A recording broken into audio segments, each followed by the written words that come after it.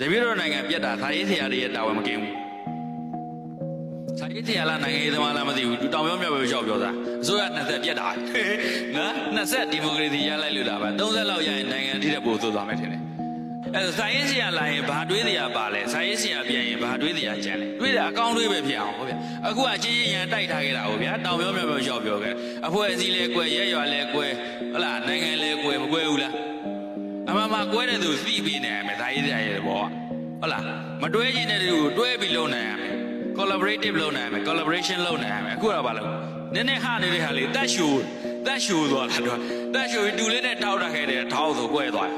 နိုင်ငံကွဲတာသူတို့တောင်မကင်းဘူးဟုတ်လားအနုပညာသမားတွေစာရေးဆရာတွေဒါတည်ထားမှချက်တယ်အဲ့ဒါဒီလိုဘုန်းကြီးတွေကလည်းရောကောသောကောပါတယ်ဗျအဲ့ဘုန်းကြီးတွေကလည်းရောကောသောကောပါတယ်နိုင်ငံရေးဘုန်းကြီးလားတရားဟောဘုန်းကြီးလားဘာကြောင့်မသိဘူးတပည့်တော်အခုတရားဟောဘုန်းကြီးမဟုတ်ဘူးတော့ရှင်များတို့သင်တန်းပေးနေရနော်ဟုတ်လားသင်တန်းပေးပြီးတော့သင်တန်းလိုပဲပြောအောင်ပေါ့တရားဟောရင်တရားတွေပဲထည့်ပြောလို့ရမယ်ဟုတ်လား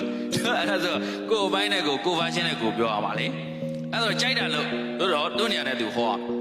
နော်စာရေးဆရာတို့သာပေဘုသူဒ္ဓနဲ့လူသားတွေရဲ့စွမ်းရည်မြင်မအောင်ပြောအောင်အဲ့လိုမျိုးပြောအဲ့ဒါတို့စိတ်ဓာတ်ရည်မြင်ပါစေရေးဆိုတဲ့အပိုင်းမှာအထူးသတိထားပါနော်ဘုန်းကြီးတွေဆိုလည်းဘုန်းကြီးတွေတိုင်းမဟုတ်ဘူးဒီပါတီရဲ့အရှိန်ဝါကြီးကိုအလုံးမနဲ့ကြိုက်တယ်ဆိုတဲ့ဘုန်းကြီးတွေပါတယ်သူတို့ပြောရင်တော့ရှင်များအဲ့ဒီပါတီကအဲ့ဒီပုဂ္ဂိုလ်ကြီးတွေကောင်းကြောင်းပြောမှာပဲအဲ့ဒါဟိုပါတီရောဟိုပုဂ္ဂိုလ်တွေမကောင်းကြောင်းပြောမှာပဲကောင်းကြောင်းမကောင်းကြောင်းပြောတာတော့လူတိုင်းပြောတတ်တယ်အကုန်လုံးကောင်းအောင်ပြောဖို့ကြတော့ခက်